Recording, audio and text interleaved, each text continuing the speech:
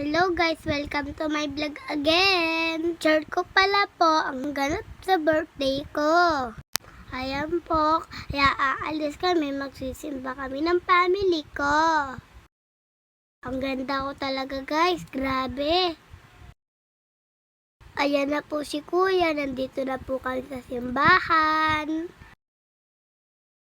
Magpe-pray lang po kami yan saglit kasi walang misa. Thank you, Papa Jesus.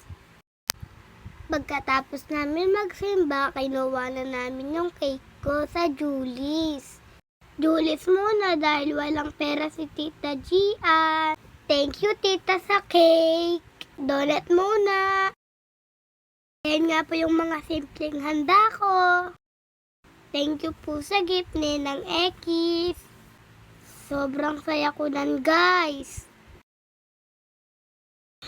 Nahihiya ako guys dahil kinakantahan nila ako ng birthday. Pero masaya ako nan. Turnan syempre. Kainan na. Ayan nga po sila, kumakain na. Ayan po ang papa ko. Si J. Plus na matakaw.